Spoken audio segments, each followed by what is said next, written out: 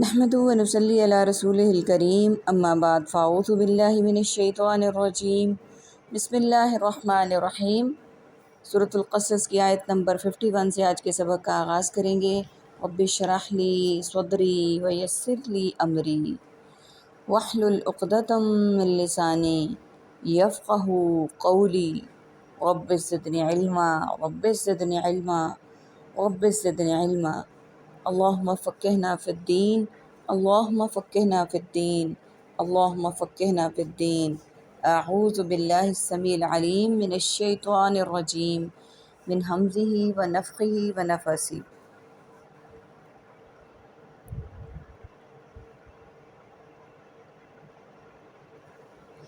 آیت نمبر 50 کل ہم نے پڑھی، تھوڑا سا اس کو دیکھ لیتے ہیں پھر آگے سٹارٹ کرتے ہیں۔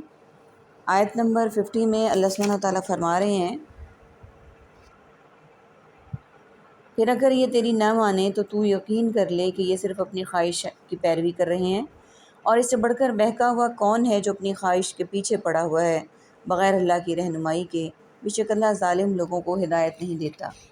اسے پتہ چلتا ہے کہ ہمیں چاہیے کہ ہدایت کو چھوڑ کر جو نفس کی پیروی کرنا ہے، بلکہ ایسا کرنا چاہیے ہمیں کہ دل نہ مانے، دل کی ہم کبھی نہ مانیں، صرف اللہ کی مانیں، اپنی خواہشات کے پیچھے نہ پڑیں بلکہ اللہ کی دی ہوئی ہدایت اور رہنمائی کو دیکھیں۔ اور بہت سی نعمتیں اللہ نے ہمیں بن مانگے دی ہیں، لیکن ہدایت اللہ تعالیٰ ہمارے مانگنے پر ہی ہمیں دیتا ہے۔ تو اس سے اندازہ ہوا کہ ہدایت وہ چیز ہے جو ہمیں اللہ سے مانگنی چاہیے۔ اس آیت سے ہمیں ان دو باتوں کا پتہ چلا کہ لوگوں کو اللہ کے پتہ یہ چلا کہ دو لوگوں کو اللہ ہدایت نہیں دیتا۔ نمبر 1 جو اپنی خواہشوں کے پیچھے پڑے ہوتے ہیں، اور نمبر 2 ظالم۔ آگے چلتے ہیں آیت نمبر 51۔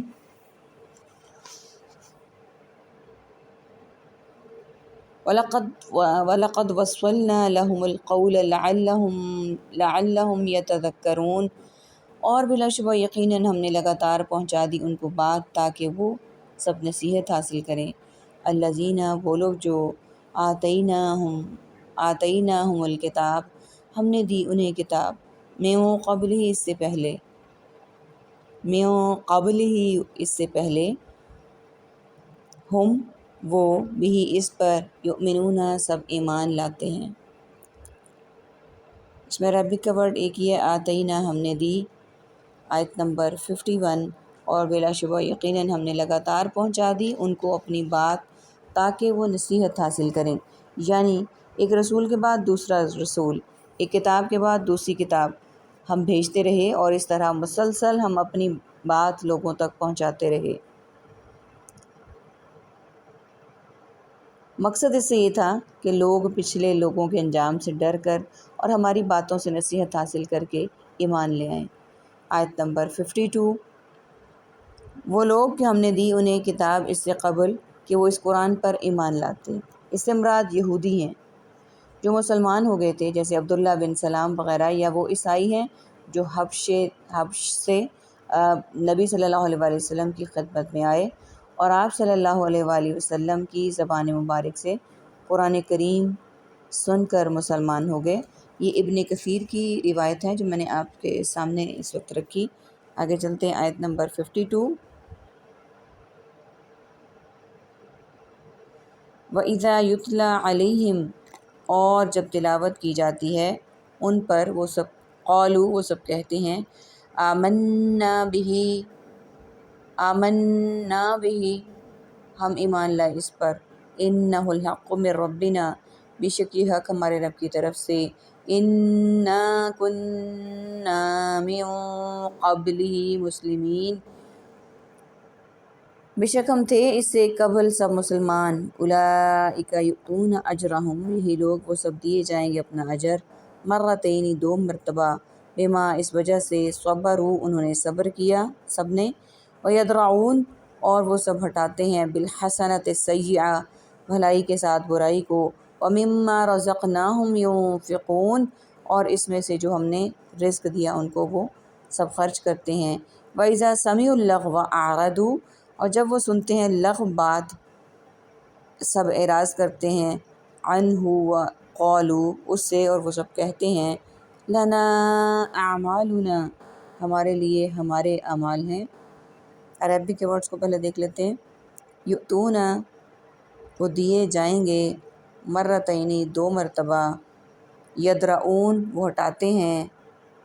یہ ورڈز ہمارے پاس عربی کے ہیں۔ آیت نمبر 53 کو دیکھ لیتے ہیں۔ اور جب تلاوت کی جاتی ہے ان پر وہ کہتے ہیں ہم ایمان لائے اس پر، بے شک یہی حق ہے ہمارے رب کی طرف سے، بے شک ہم تھے اس سے پہلے ہی مسلمان۔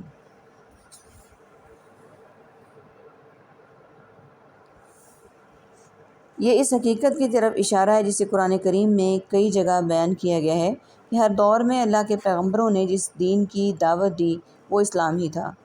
ان نبیوں کی دعوت پر ایمان لانے والے مسلمان ہی کہلاتے تھے۔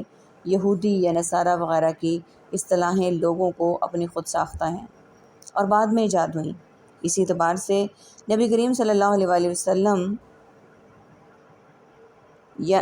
اسی اعتبار سے نبی کریم صلی اللہ علیہ وآلہ وسلم پر ایمان لانے والے اہل کتاب یہود یا عیسائیوں نے کہا کہ ہم تو پہلے ہی مسلمان چلے آ رہے ہیں، یعنی سابقہ انبیاء کے پیروکار اور ان پر ایمان رکھنے والے ہیں۔ آیت نمبر 54 یہی لوگ ہیں کہ دیے جائیں گے اپنا اجر و مرتبہ اس وجہ سے کہ انہوں نے صبر کیا، اور وہ ہٹاتے ہیں بھلائی کے ساتھ برائی کو، اور اس میں سے ہم نے جو انہیں رزق دیا ہے وہ خرچ کرتے ہیں۔ اس میں دیکھ لیتے ہیں اللہ سبحانہ وتعالیٰ کیا فرما رہے ہیں۔ صبر سے مراد ہر قسم کے حالات میں انبیاء اور کتاب الہی پر ایمان اور اس پر ثابت قدمی سے قائم رہنا ہے۔ پہلی کتاب آئی تو اس پر، اس کے بعد دوسری آئی تو اس پر ایمان رکھا، پہلے نبی پر ایمان لائے، اس کے بعد دوسرا نبی آ گیا تو اس پر ایمان لائے۔ ان کے لیے دوہرا اجر ہے۔ حدیث میں بھی ان کی یہ فضیلت بیان کی گئی ہے۔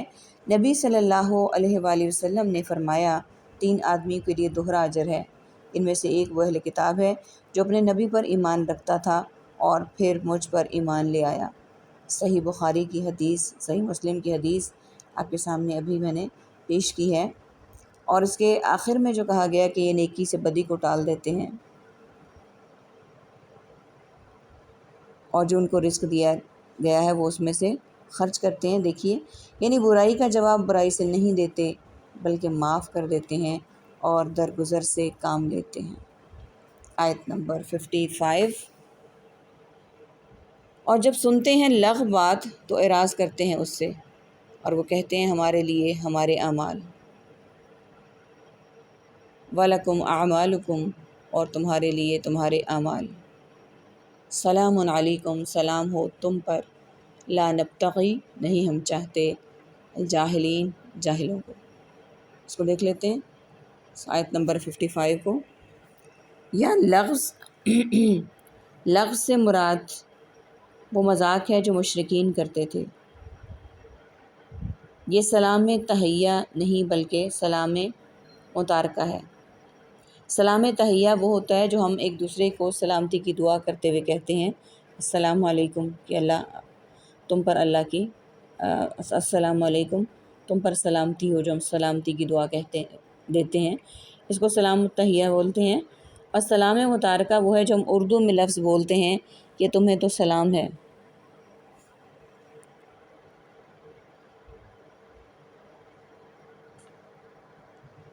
یعنی ہم تم جیسے جاہلوں سے بحث اور گفتگو کے روادار ہی نہیں، جیسے اردو میں کہتے ہیں جاہلوں کو دور ہی سے سلام۔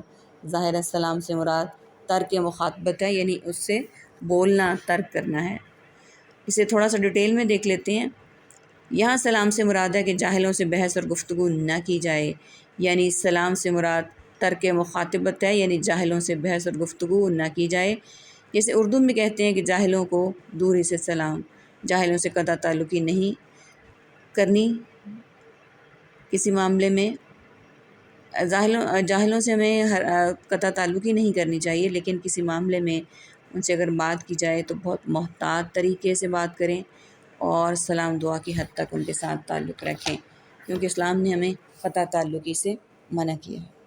آگے دیکھ لیتے ہیں آیت نمبر 56 إِنَّكَ لَا تَهْدِي مَنْ أَحْبَبْتَ نہیں آپ ہدایت دے سکتے جسے آپ چاہیں، وَلَكِنَّ اللَّهَ يَهْدِي مَن يَشَاءُ، لیکن وہ اللہ ہدایت دیتا ہے جسے وہ چاہتا ہے، وَهُوَ عالم، اور وہ خوب جانتا ہے، بالمہتدین، سب ہدایت پانے والوں کو۔ وقالو، اور ان سب نے کہا، ان نتبع الہدیٰ، اگر ہم پیروی کریں ہدایت کی، معاک نتخطف، تیرے ساتھ ہم اچک لیے جائیں گے، من ارضنا، اپنی زمین سے، اولم، کیا نہیں، نمکن، ہم نے جگہ دی، لہم، ان کو، حرمن آمنا، امن والے حرم، یجبا الیہ ثمرات، بلائے جاتے ہیں اس کی طرف پھل، کل شیئن، ہر چیز، رزقاً، رزق، من لدنا، ہماری طرف سے، ولیکن، اور لیکن، اکثرہم لا یعلمون، ان کے اکثر نہیں وہ سب جانتے۔ عربک کے ورڈز دیکھ لیے۔ سب سے پہلے نبتغی، ہم چاہتے، نتخطف، ہم اچک لیے جائیں گے، یجبا، لائے جاتے ہیں، یہ ورڈز ہمارے پاس عربک ہیں، باقی سملر اور ریپیٹڈ ورڈز ہیں۔ آیت نمبر 56، بے شک آپ نہیں ہدایت دے سکتے جسے آپ چاہیں، لیکن اللہ ہدایت دیتا ہے جسے وہ چاہتا ہے، اور خوب جاننے والا ہے ہدایت پانے والوں کو۔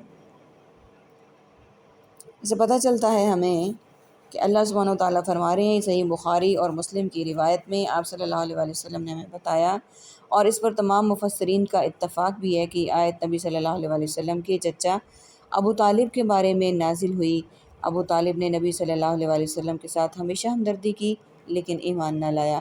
جب اس کا آخری وقت آیا تو نبی صلی اللہ علیہ وآلہ وسلم نے اپنی حد تک پوری کوشش فرمائی کہ وہ توحید و رسالت کا اقرار کر لیں تاکہ ان کا خاتمہ ایمان پر ہو، لیکن اس نے ملت عبد المطلب پر مرنے کو ترجیح دی۔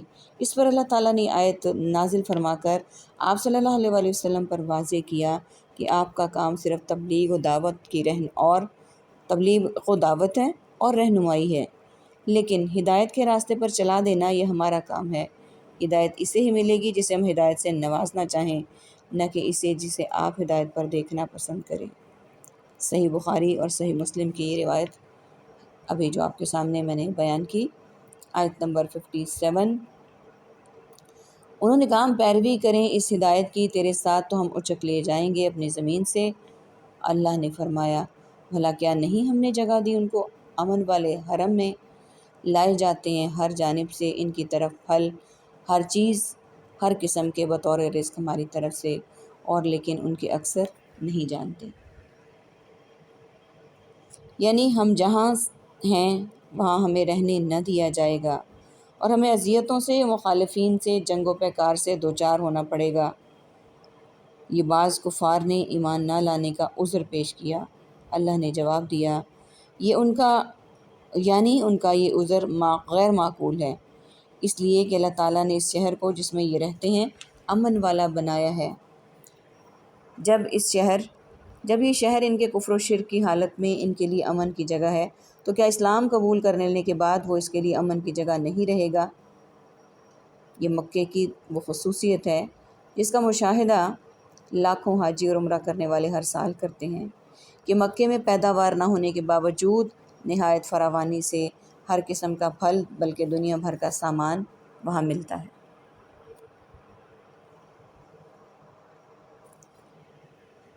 آگے دیکھتے ہیں آیت نمبر 58 کو۔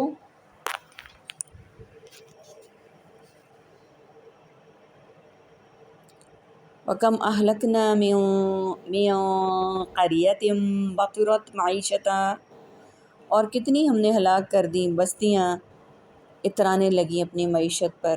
وَتِلْكَ مَسَاكِنُهُمْ لَمْ تُسْكَنْ، تو یہ ان کے گھر نہیں آباد کیے گئے، مِن بَعْدِهِمْ، ان کے بعد، إِلَّا قَلِيلًا، مگر تھوڑے، وَكُنَّا نَحْنُ الْوَارِثِينَ، اور ہیں ہم وہی وارث، وَمَا كَانَ رَبُّكَ، اور نہیں ہے آپ کا رب، مہلک القریٰ، ہلاک کرنے والا بستیوں کو، حتیٰ یبعث فی امہا، یہاں تک کہ وہ بھیجتا ان کے مرکز میں، رسولاً، کوئی رسول، یتلو علیہم آیاتنا، وہ تلاوت کرتا ہو اس پر ہماری آیات، وما کننا مہلکی، اور نہیں ہم ہلاک کرنے والے، قریٰ، بستیوں کو، الا و اہلھا ظالمون، اور مگر جبکہ ان کے باشندے سب ظلم کرنے والے ہیں، وما اوتیتم، اور جو تم دیے گئے، من شیء، کسی چیز سے، فمتاع الحیات الدنیا، تو سامان دنیاوی زندگی، و زینتھا، اور اس کی زینت۔ سب سے پہلے عربک کے ورڈز کو دیکھ لیتے ہیں ہم۔ باطرات اتراتی تھی، اوتی تم جو کچھ تم دیے گئے۔ آیت نمبر 58 کو دیکھ لیتے ہیں۔ اور کتنی ہم نے ہلاک کر دیں بستیاں جو اتراتی تھیں اپنی معیشت پر، تو یہ ہیں ان کے گھر جو نہیں آباد کیے گئے ان کے بعد تھوڑے ہی، اور ہم ہی ہیں وارث بننے والے۔